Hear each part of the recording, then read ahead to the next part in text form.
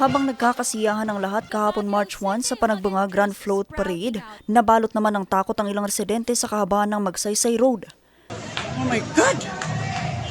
What happened? Sa videong kuha ng isang netizen, makikita ang paghabol ng ilang mga pulis sa lalaking ito. Ay, shucks! Nagkadadong pa iti tao! Ang 29 anyos kasing lalaking ito, mayroong hawak na baril habang tumatakbo. Yun pala inagaw ng lalaki ang baril sa isang babaeng pulis na nooy nagbabantay sa seguridad ng parada. Kahapon kasi, nag-check kami dito, may napansin akong tumatakbo mga pulis.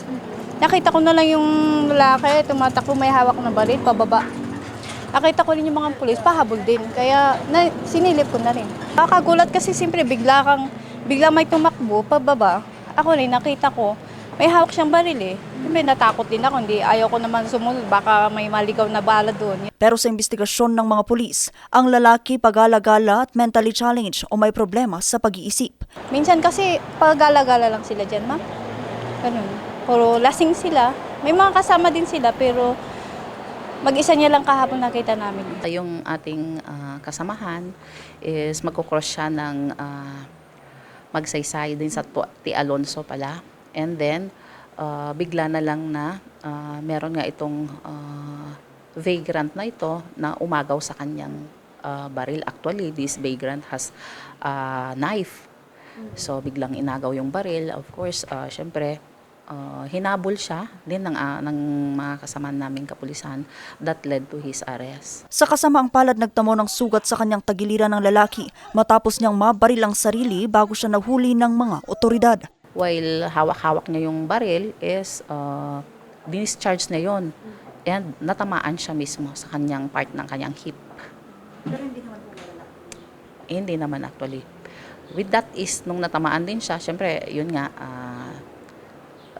hinabol nga ng ating mga kasamahan. So, nung nakitang may tama siya, is dinala naman agad siya sa pagamutan. Nananatili pa sa pagamutan ng suspect.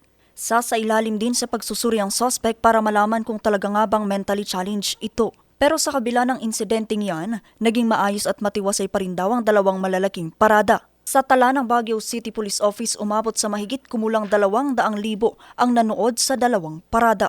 Naging malaking tulong rin daw ang paggamit ng ahensya ng drone sa pagpapatupad ng seguridad. It serve as our additional eyes. We can monitor from above kung ano yung talagang nangyayari. At syempre, with that, kung nakakatulong yun sa aming deployment, kung nakita namin na that person is kailangan ng additional deployment, yun ang gagawin namin because of that drone. Umabot naman sa higit 2,300 mga pulis ang idineploy ng Baguio City Police Office para sa dalawang parada. Vanessa Bugtong, RNG News.